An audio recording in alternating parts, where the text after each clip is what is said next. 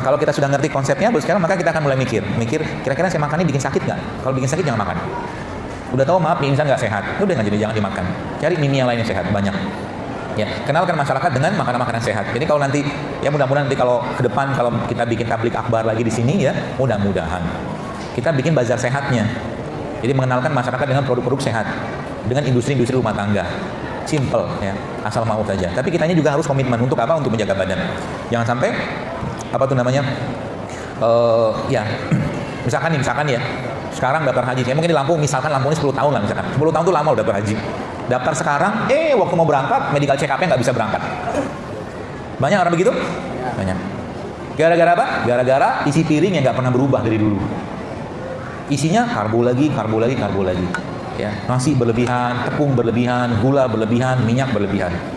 Ya, puasa jarang. Kalau Anda pengen makan yang nggak sehat, saya kasih syarat. Syaratnya apa? Anda sudah rutin puasa, itu yang pertama.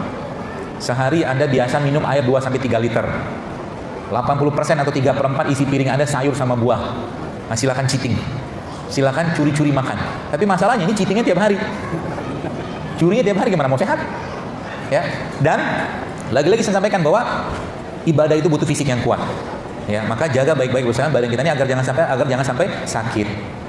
Kalau kita banyak makan, nanti lama-lama iman juga lemah. Ya, iman kita bisa lemah dengan terlalu banyaknya makan. Ya, Allah lebih suka orang yang berpuasa daripada orang yang kekenyangan. Allah lebih suka. Karena hati kita bisa dekat dengan Allah kalau kita berpuasa. Bisa lebih dekat dengan Allah kalau kita berpuasa. Itu sebabnya doa orang-orang yang puasa itu mustajab. Besok kan Senin nih. Ya, kalau nggak ada uzur, puasalah. Ya, niatkan karena Allah dan yakinlah bahwa maghrib pasti akan datang. Kadang-kadang setan akan datang kan? Nanti haus, nanti ini macam-macam gitu kan. Apalagi tuh pakai dalil yang kalau temanmu mengajakmu makan lagi puasa, maka makan gitu kan. Kalau ente sering puasa silakan. Ini puasa setahun sekali, Senin Kamis. Baru saja mau puasa, Masya Allah dibatalin. Karena ada hadisnya, kata Nabi pernah berbuka puasa, kemudian jalan-jalan berbuka saat itu ketika disajikan makanan. Iya, itu Nabi yang sering puasa. Saya lagi puasa hari ini, maaf ya. Dan jangan deket-deket sama mereka yang nggak puasa. Gitu caranya, ya, insya Allah. Jadi, dan itu banyak sekali faedah yang bisa. Bahkan yang terakhir mungkin sebelum kita lanjutkan tanya jawab, ada buku yang saya baca, judulnya Longevity Solution. Buku ini dikarang oleh 2 dokter di Amerika, seingat saya. Versi Indonesianya sudah ada yang terjemahnya. Judulnya Panduan Hidup Sehat Berpuasa. Masya Allah, tabarakallah, apa? Isi buku ini adalah puasa Daud, puasa Senin Kamis, puasa Ayyamul Bid. Dan dia menceritakan tentang bagaimana pasien-pasien mereka ya, yang subhanallah yang sudah pakai insulin sekian tahun, ada 20 tahun, itu ternyata bisa bebas insulin dengan cara dikendalikan atau dikontrol dengan puasa. Luar biasa kan? Jadi kita punya banyak toolsnya, tapi kita tidak manfaatkan. Ya, coba mulai rutinkan. 11 hari dalam 1 bulan kita berpuasa, 2 kali 4 ya 11 hari. 2 kali 4 8 Senin Kamis, kemudian ada puasa Ayyamul Bid 13, 14, 15. 19 hari yang lainnya kita mulai kendalikan makan. Ya, makan tidak perlu sering-sering, sekali makan udah cukup. Ya, yang nanti akan jadi etalasenya apa? Badan kita kan kelihatan nanti. Ya, meskipun dia bawa infus water tiap hari gitu kan, untuk menunjukkan ke orang, tapi badannya masih melentang-melentung gitu. Dalam artian belum tampak terlalu perbedaan, ya mungkin masih banyak habit atau kebiasaan dia yang belum diubah. Ya. Dan lagi-lagi yang saya sampaikan, kalau kita niatkan sebagai bentuk ketaatan kita, ibadah kepada Allah Subhanahu wa taala, bukan ibadah tapi ketaatan rasa syukur, maka insya Allah itu akan berpahala. Jadi Anda minum madu dapat pahala, Anda minum kunyit dapat pahala. Ya, dan bersedekah itu ya, selain memang yang terbaik untuk keluarga, memang sedekah paling baik baru keluarga. Yang tidak kalah baik adalah bersedekah untuk diri sendiri. Jadi ketika Anda makan makanan yang sehat dan diniatkan sedekah untuk diri kita, maka insya Allah akan dapat pahala juga. Ya, maka jangan lagi sampahin badannya, jangan lagi masukin makanan-makanan yang tidak sehat di badannya, gitu ya. Cobain, makan. Nggak mau. Ada yang mau nggak? Tempenya dimakan dulu. Ini juga dimakan.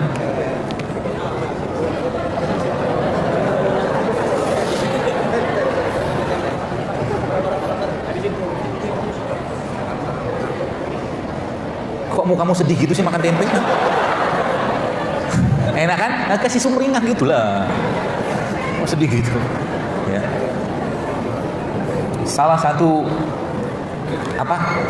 amal kebaikan yang perlu kita biasakan adalah memberi makan orang lain. Anda tahu kenapa? Gini.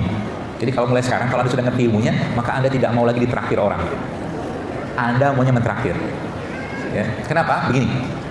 Makan yang kita makan, Bapak sekalian, itu akan berubah menjadi daging, otot, darah, segala macam dalam badan kita. Sebagian akan keluar. Ketika Anda memberikan makan untuk orang lain, maka makanan, misalkan dia orang baik, orang soleh gitu kan, maka makanan tadi pastinya akan menjadi bagian dari badannya. Pasca makanan tadi menjadi bagian, maka Anda sudah dapat pahala dari ibadahnya dia. Paham maksudnya? Jadi salah satu pahala atau amal jari yang banyak orang lupa itulah memberi makan. Beri makan. Siapapun lah, misalkan masjid kayak begini gitu kan, ada apa pahala insya Allah. Ya, jadi jangan mau lagi ditraktir. Kalau lagi ada kesempatan untuk bayarin. Apalagi orang-orang yang Anda kasih itu orang-orang baik, Anda tahu orang baik. Tapi nggak baik pun insya Allah juga nggak masalah. Makanya Umar bin Khattab pernah disebutkan sebuah riwayat waktu beliau menjadi khalifah, itu dia mengundang seluruh penduduk Madinah saat itu untuk berbuka puasa bersama khalifah. Kisahnya begitu. Datang penduduk Madinah. Datang waktu bukanya sudah tiba, penduduk Madinah tadi akhirnya dibukakan dengan minum air putih. Setelah itu kan mereka bertanya lagi kepada ajudannya gitu kan, pengawalnya nih, makan apa lagi nih? Kan kita mau makan sama khalifah, makannya pasti enak gitu kan. Ternyata nggak ada lagi makanan.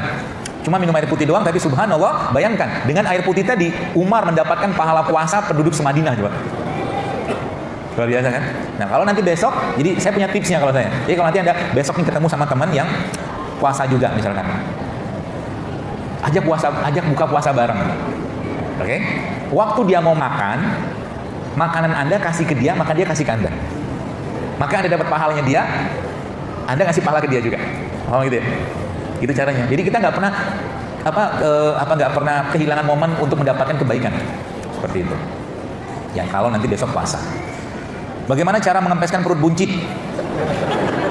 Cara gimana? Bagaimana cara mengempeskan perut buncit? Buka pentilnya.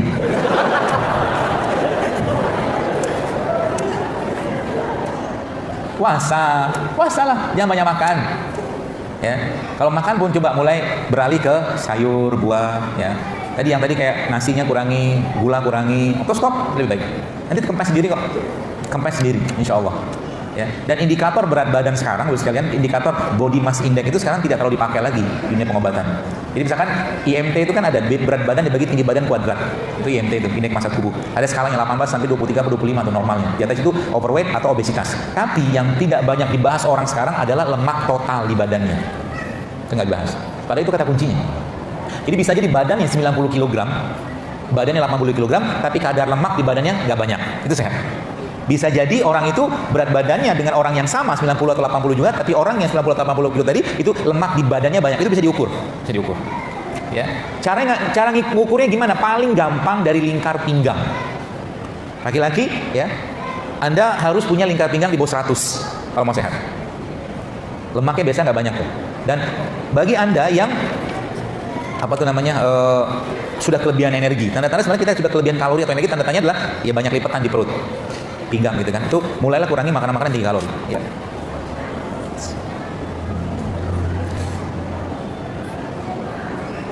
Ustaz menganjurkan untuk tidak minum sambil makan, tapi bagaimana jika disediakan menu yang berkuah? Ya enggak apa-apa, kan minumnya kita sebagian besar. Jadi gini, kalau saya ngajarin Anda cara makan pindang, kan Lampung ada pindang tuh, saya juga suka makan pindang. Jadi makan dulu ikannya, habiskan ikannya pelan-pelan gitu kan. Habis ikannya selesai, baru Anda minum kuahnya. Kuahnya kan penuh dengan rempah kan? Makan kuahnya. Cukup sebenarnya. Jadi kalau saya makan pindang, ya biasanya saya akan makan sayur. Ada sayur saya makan dulu, biasanya saya cocol sama sambal. Cocol misalkan buncis atau mungkin wortel atau timun saya cocol. Jadi perut saya sudah siap dengan mengolah makanan tadi.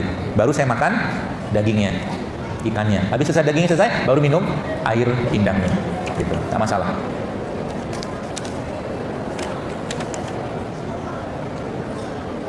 Bagaimana bisa melaksanakan hidup saya dengan biaya minim yang pas untuk mahasiswa? Banyakin puasa, jangan sering-sering makan. Betul kan? Iya benar gak? Puasa Daud sekalian, Masya Allah, luar biasa faedahnya. Nanti uang 1 juta sebulan dikirim orang tua bisa banyak tersisa. Terus bagaimana menghemat lagi? Cari masjid yang ngasih takjil. Iya kan? Gitu ya. Mahasiswa Islam tuh sangat low budget dalam kesehatan, serius. Nggak perlu makan banyak. Kita tuh minta berkah di makanan. Ada mungkin bos saya katakan, apalagi mungkin kita yang sudah terlalu banyak, udah sering banyak makan enak dan sudah banyak makan gitu kan, ya coba dikurangi makan dan minta keberkahan. Ya Allah, jadikan kurma yang ku makan ini, madu yang ku makan ini, itu mencukupi aku untuk bisa beribadah kepadamu seharian. Ini bisa berkah makanan tadi. Itu kata Nabi SAW. Kata Nabi apa? Kata Nabi, ususnya kaum muslimin itu, seorang mukmin itu satu makanan untuk 7 usus. Maksudnya satu makanan itu bisa berkah untuk berapa orang gitu loh. Ya, seperti itulah kurang lebih. Tapi orang kafir ya satu makanan untuk satu orang gitu loh. Maka ada keberkahan dalam makanan.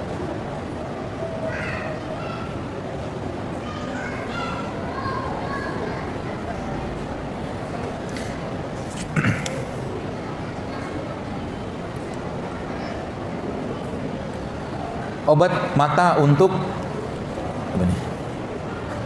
Ya, ibu saya matanya ketika dicek ke dokter ada darah, jadi melihat sisi gelap. Paling gampang pakai air zam-zam. Coba diteteskan sama air zam-zam, minta sama Allah agar Allah hilangkan penyakitnya di mata ibu tadi dengan air zam-zam. Paling gampang itu dan sering-sering dilakukan. Dan harus yakin. Harus yakin.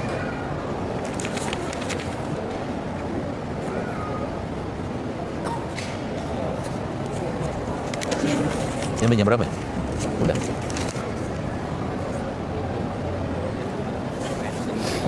Ya. Anak saya umur 10 tahun namun saat tidur malam dia suka gatal-gatal. Apa solusinya? Kasih habatus sauda. Habatus sauda yang bubuk, coba kasih rutinkan ke anak ibu. Mudah-mudahan Allah sembuhkan.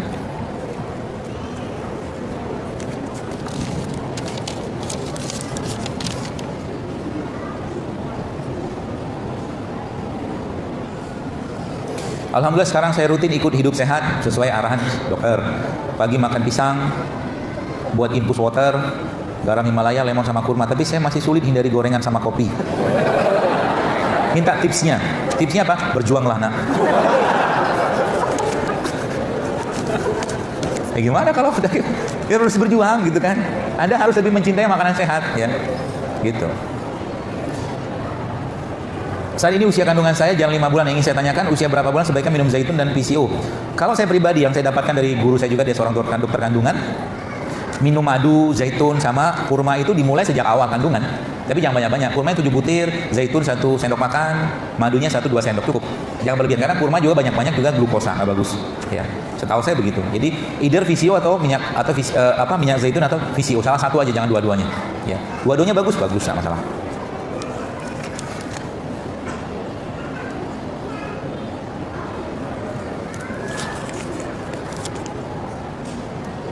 Ini kan tadi sudah ya, bagaimana pengobatan secara Islami untuk mendapatkan keturunan. Ada di tulisan saya di Instagram, silakan baca. Ya, cukup panjang di situ. Bagaimana mengobati orang gila dalam syariat Islam? Saya punya teman, ya sahabat saya juga, dia punya pondok pesantren khusus menangani orang-orang skizofrenia sama orang gila sama orang ya skizofrenia gila ya, atau orang-orang yang mengalami ketergantungan obat. Ya, pesantren itu ada di daerah Rokan Hulu, Riau. Saya pernah ke situ dan terapinya memang unik. Ya, uniknya itu pasien-pasien di sana itu diruqyah, kemudian dimandikan hujan, macam-macam, dibekam juga. Ya. Dari informasi beliau yang saya dapatkan, banyak yang alhamdulillah dengan kuasa Allah juga bisa membaik kondisinya. Ya. Jadi kalau ditanya apa metodenya buat orang-orang yang skizofren atau gila tadi, banyak. Bekam, jadi harus satu paket gitu kan. Mungkin nanti bisa dilihat di Facebook. Saya lupa namanya, tapi kalau nggak salah nama beliau itu Andi Sidomulyo kalau nggak salah. Bisa dilihat di Facebooknya. Afwan, waktu 5 menit lagi Ustaz. Ini bukan pertanyaan. Ya, terakhir ya.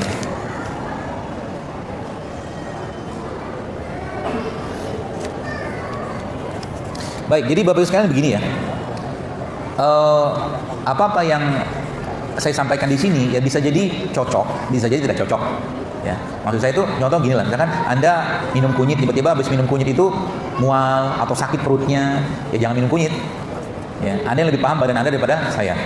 Ya, termasuk juga tidak juga semua yang saya sampaikan ini juga katakanlah cocok di Anda. Contoh infus water itu bagi orang-orang yang darah rendah bisa makin rendah darahnya. Ya, hati-hati dengan infusan. Ya, atau mungkin Anda menginfus menggunakan kayu manis. Kayu manis itu dia bisa menurunkan gula darah. Jadi kalau ngimpus pakai kayu manis hati-hati dengan hipoglikemik. Ya, hipoglikemik hati-hati.